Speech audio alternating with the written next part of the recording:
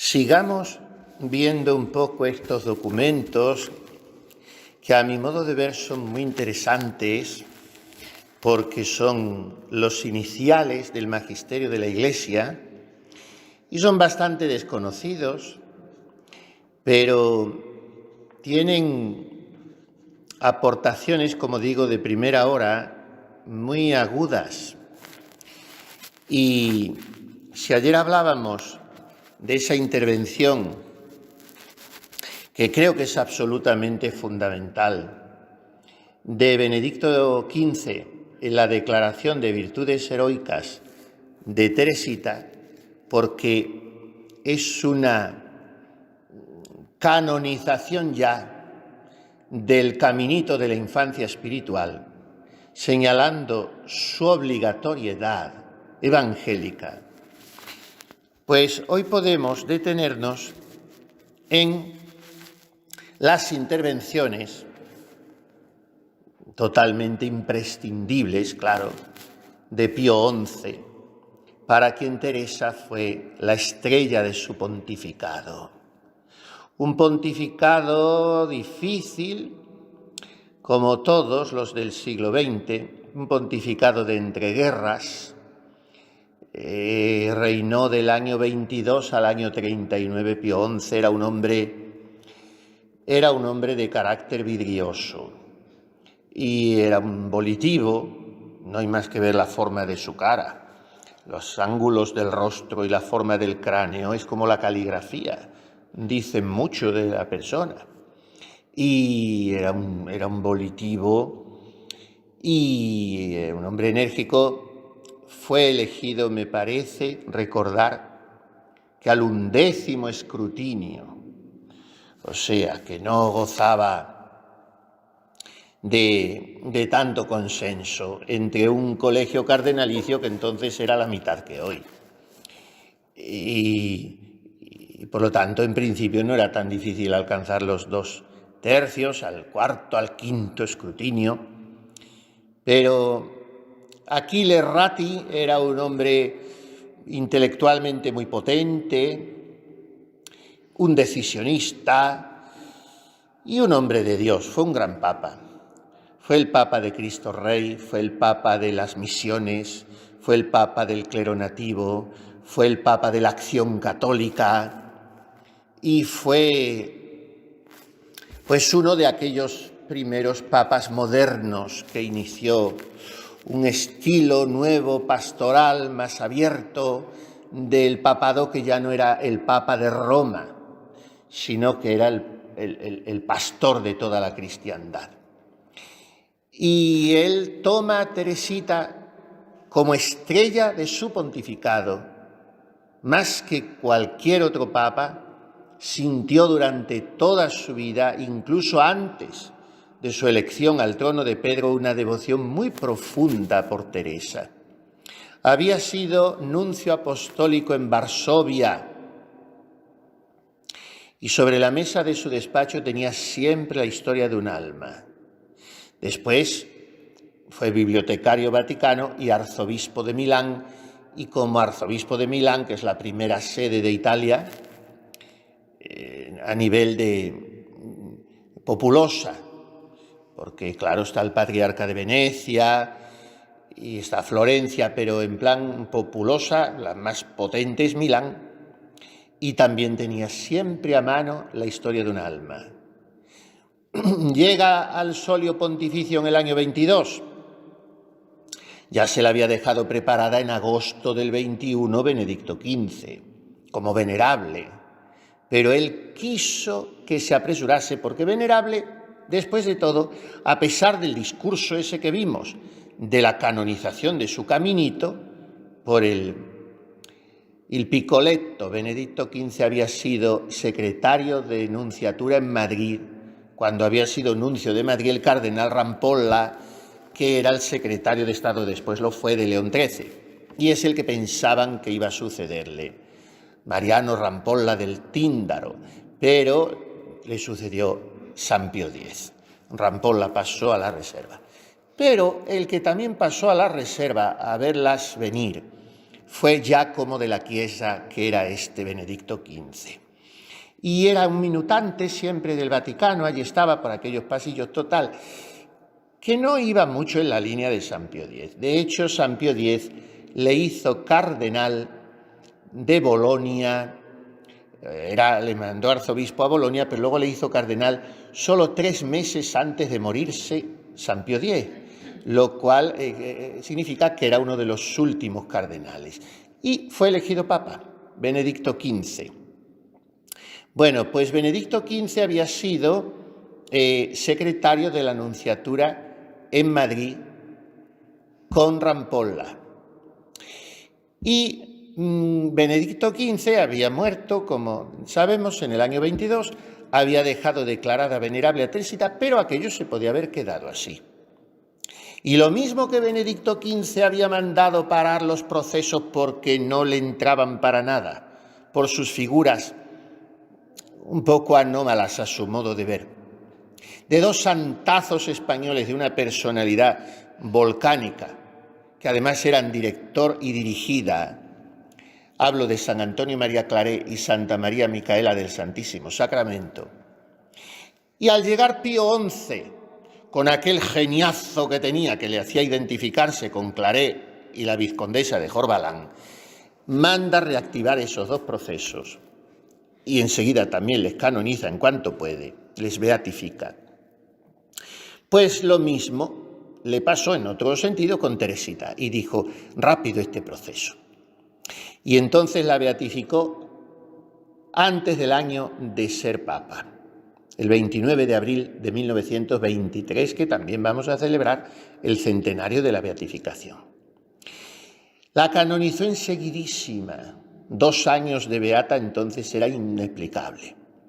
Justos 2 años, el 17 de mayo de 1925. Y por ser a poco, el 14 de diciembre del 27, que entonces no era San Juan de la Cruz porque era el 24 de noviembre, no tiene nada que ver la coincidencia, el 14 de noviembre del 27 la declara otro bombazo que se salía de lo lógico en principio, patrona universal de las misiones católicas junto con San Francisco Javier. Eran declaración de intenciones una tras otra por parte del Papa Ratti, porque además fue su primera beatificación y su primera canonización.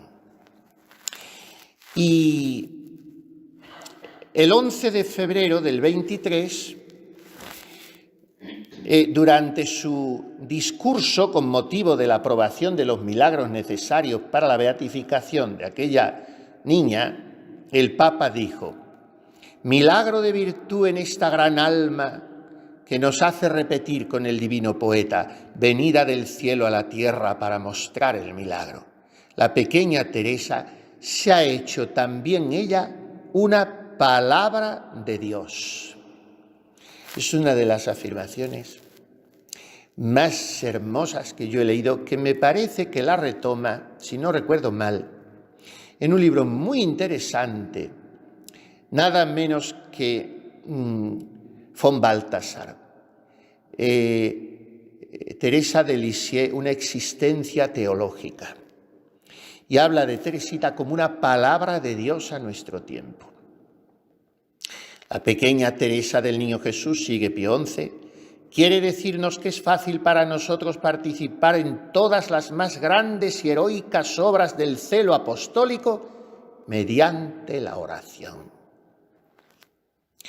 Y a los peregrinos franceses, luego sería declarada ya por Pío XII en el año 44, patrona secundaria de Francia junto con Santa Juana de Arco, pero ya desde el principio los franceses la sintieron como algo muy suyo, pues bonitos son los franceses.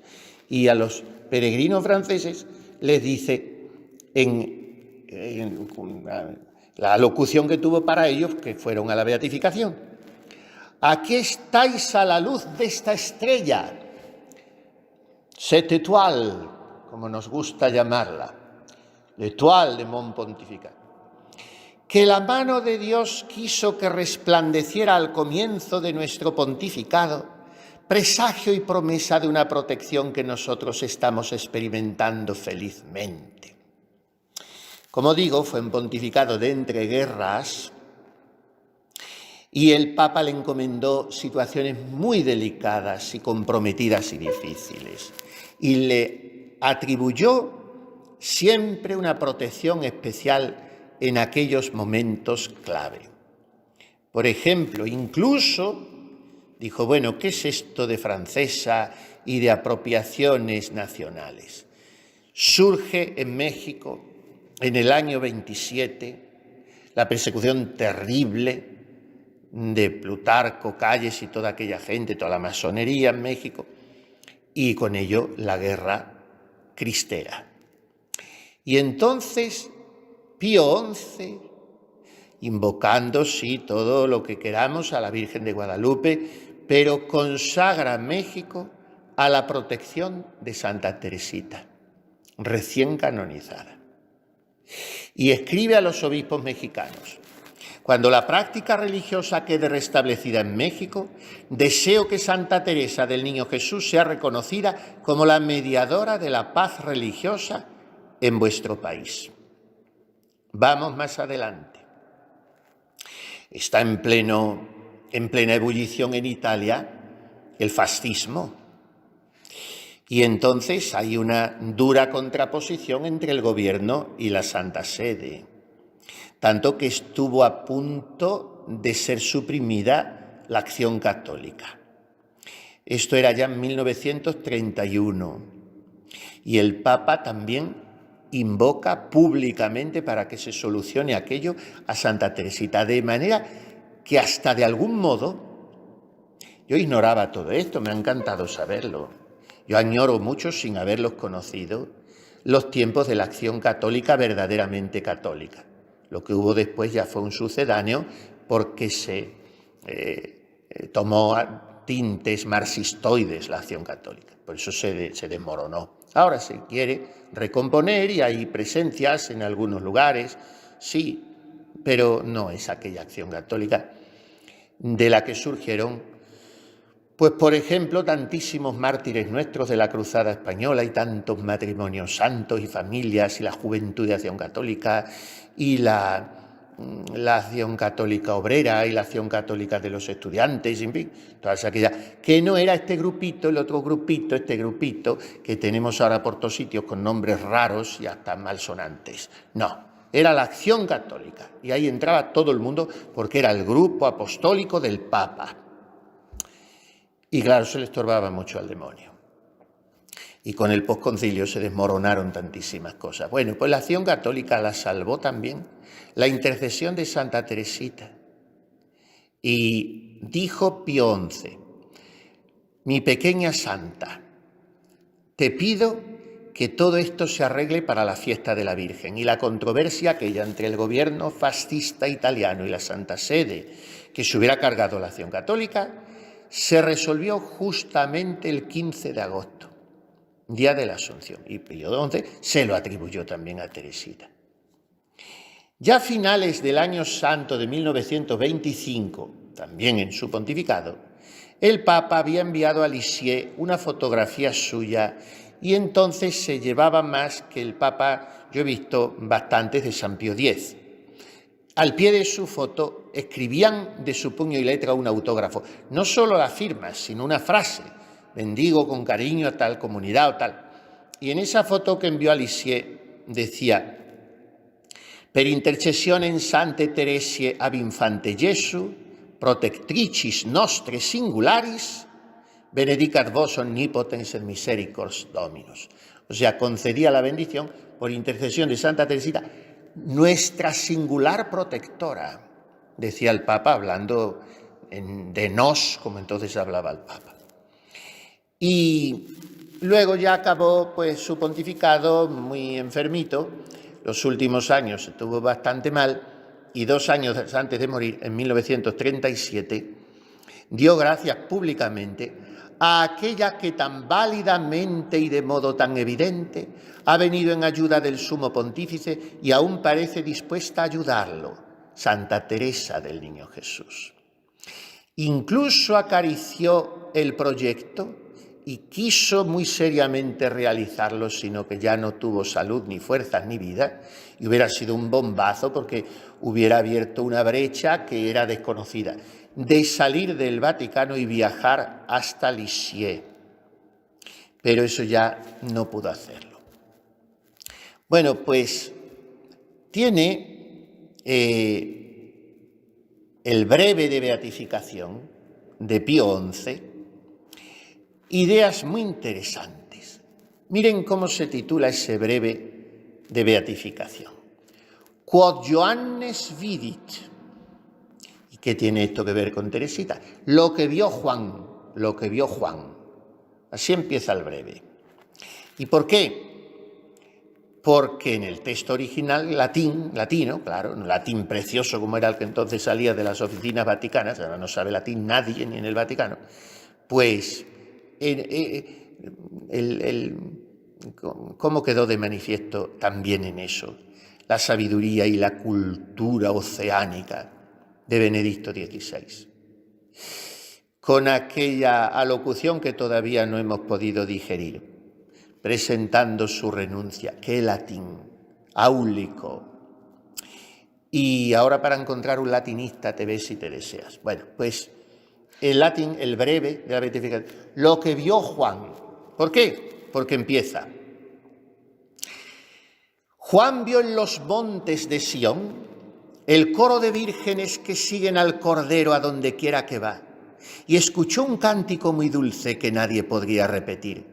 Esto demuestra cuánto estima Dios la flor de la virginidad, es decir, ese género de vida que se conforma más a la naturaleza angélica que a la humana.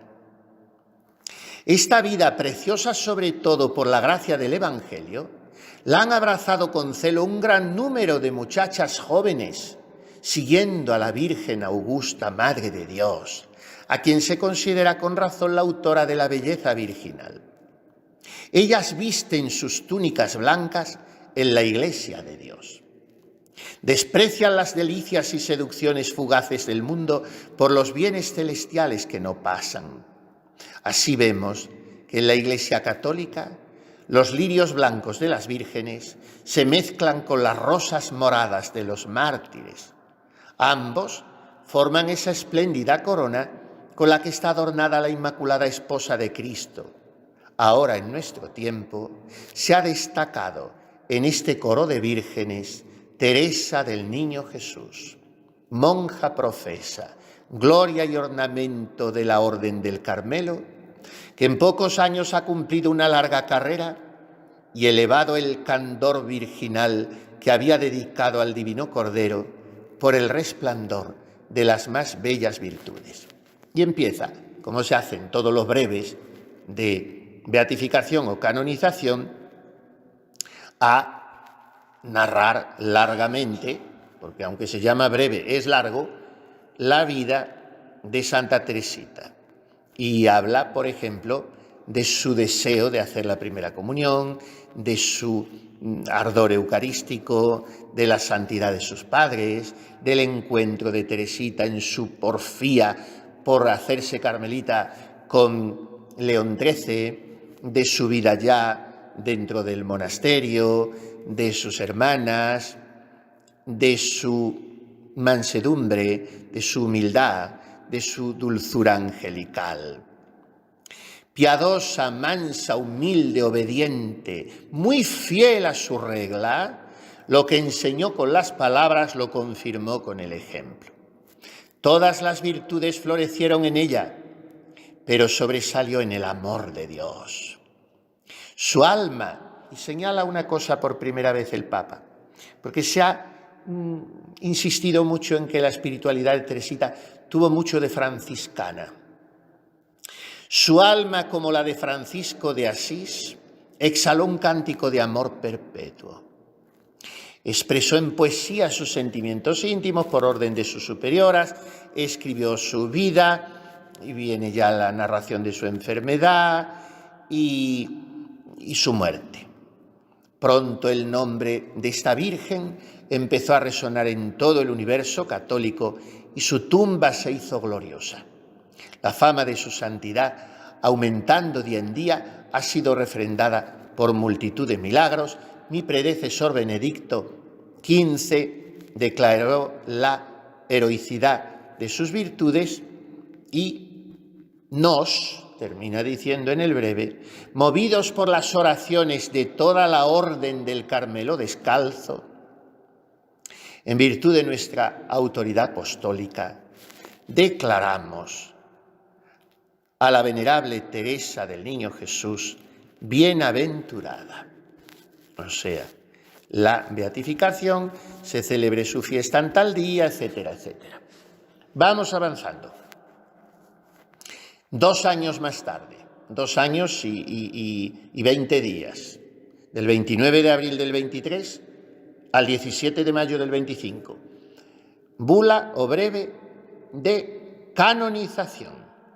Y esta tiene un título también muy sintomático, Vehementer exultamus, y le pegaba mucho a Pío XI este título, Vehementer exultamus, nos alegramos con toda vehemencia, con sentimientos de vehemente alegría y de vivaz gozo en este día y durante este año de misericordia, porque era año santo de la redención, nos, que hemos incluido entre el número de vírgenes beatas a la joven Teresa del Niño Jesús, monja de la Orden de las Carmelitas Descalzas, y la hemos propuesto a los amados hijos de la Iglesia como modelo amabilísimo, ahora celebramos con nuestra autoridad su solemne canonización. Esta Virgen verdaderamente sabia y prudente anduvo el camino del Señor en la sencillez de su alma y, consumada en poco tiempo, proveyó una larga carrera. Bueno, me voy saltando frases, etc. Como había predicho antes de su muerte, pareció esparcir una lluvia de rosas sobre la tierra. Se dedica otra vez, como es propio de las bulas de canonización, a contar su vida. Hace ya hincapié en algunos elementos más interiores de su alma. Habiendo concebido por una benevolencia del Espíritu Divino el deseo de llevar una vida enteramente santa, tomó la firme resolución de no negar nunca a Dios nada de lo que parecía pedirle y permaneció fiel a ello hasta la muerte.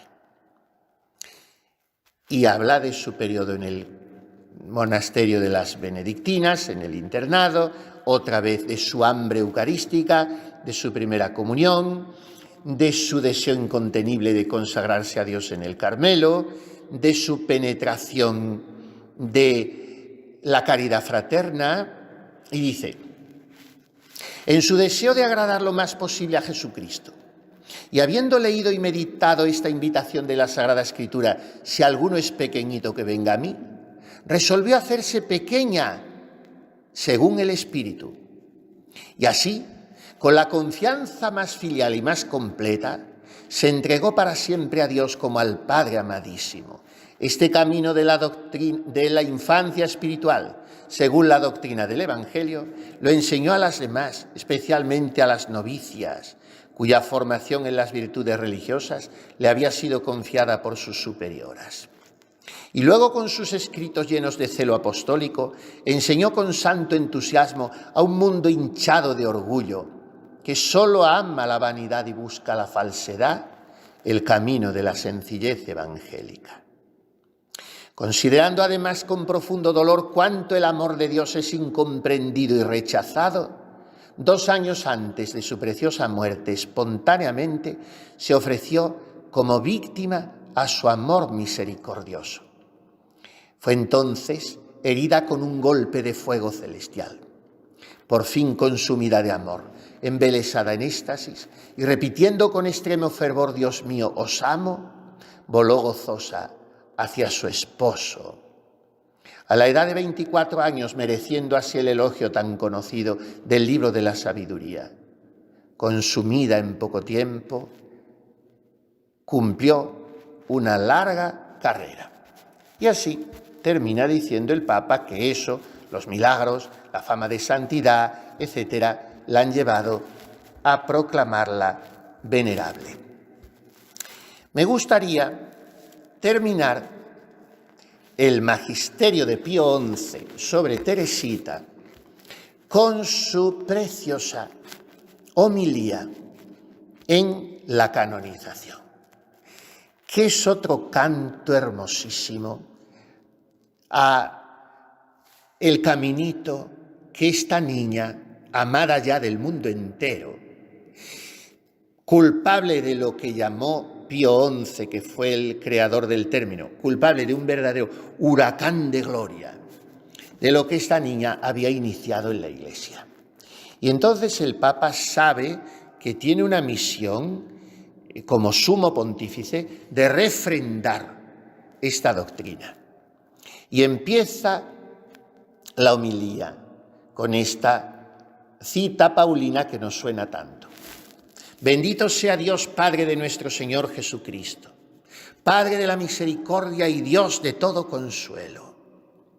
Y sigue ya él, que en medio de las innumerables preocupaciones de nuestro ministerio apostólico, nos ha concedido la alegría de inscribir como nuestra primera santa a aquella Virgen que en un primer momento después del inicio de nuestro pontificado elevamos al honor de los beatos.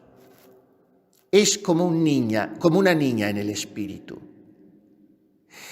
Su infancia no es posible separarla de la grandeza de su alma, pero su gloria, según la promesa de Jesucristo, es absolutamente digna de ser consagrada en la Jerusalén celestial como en la Iglesia militante.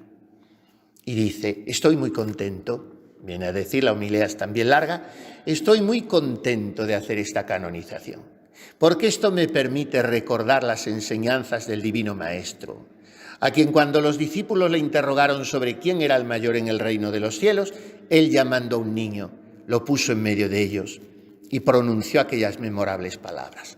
En verdad os digo que si no os convertís y os hacéis como niños, no entraréis en el reino de los cielos. Teresa traduce esto a la práctica de la vida cotidiana. Y todos los papas insisten en sus presentaciones de la doctrina de Teresa en un detalle muy interesante. Cómo esa doctrina la proyecta Teresita en un ámbito tan reducido, tan casero, tan prosaico, tan estrecho, no ya como el de su convento o su comunidad, sino como el de las 2 o 3 o 4 novicias que tuvo. Ahí ejerció su magisterio, nada más. Por eso, la importancia del grano de mostaza, de la pequeñez de la semilla, del sembrar, cuánto bien se puede hacer. Y estamos esperando tener proyecciones más espectaculares ahí, en el rebañito de sus 4, cuando fueron 4 novicias. Bastante difíciles además. Unas por rudas y por inadaptadas, porque además alguna venía de otro convento con una historia no tan fácil como María de la Trinidad, otras por un poco mayores, porque eran mayores que Teresita, otras por sabérselo ya todo y tener mucho mundo como su hermana Celina. O sea que no eran fáciles. Y Teresita, cómo perseveraba adaptándose a la condición de ellas, sabiendo esperarlas, teniendo paciencia, no cansándose y dejándole pasar cosas, queriéndolas sobre todo mucho. Y los papas señalan eso. ¿Cómo fue maestra? Como maestra de novicias. Con la palabra y el ejemplo enseñó a las novicias esta vía de la infancia espiritual, después por sus escritos. Tomó el nombre del niño Jesús y reflejó en sí misma su imagen. Por eso queremos que en los fieles se infunda el deseo de practicar esta infancia espiritual, que consiste en esto, que todo lo que el niño piensa y hace por naturaleza, nosotros lo hagamos por el ejercicio de la virtud. Los niños pequeños no están perturbados por los pecados y cegados por las pasiones, y disfrutan de paz en la posesión de su inocencia, y sin ningún medio de engaño o de hipocresía, expresan sinceramente sus pensamientos y obras, de forma que se muestran como realmente son. Así Teresa mostraba una naturaleza que reflejaba la simplicidad del niño, según la ley de la verdad y la justicia. La doncella de Lisieux tenía siempre presente la invitación y la promesa de su esposo divino: quien sea pequeñito, que venga a mí. Proverbios 9:4. Os llevaré sobre mi pecho y os acariciaré sobre mis rodillas, como una madre os consolaré. Isaías 64. Por tanto, no debe sorprendernos de que en esta santa hermana se haya realizado lo que ha dicho Cristo: quien se haga como este niño será el mayor en el reino de los cielos. No he dado a Dios otra cosa que amor. Solo he querido trabajar para complacer a Jesús. Estas citas de Teresita traen su homilía al Papa y termina con otra cita de la historia de un alma. Te rogamos, oh buen Jesús, que guardes el gran número de las pequeñas almas y elijas en la tierra una legión de víctimas dignas de tu amor. Es más larga, me he saltado muchas cosas. Si quieren, si no a lo mejor la tienen por ahí, pero si no, se la facilito, la homilía y los dos breves. Son muy bonitos, pero la homilía más interesante todavía, porque no se pierde tanto en datos biográficos de la santidad.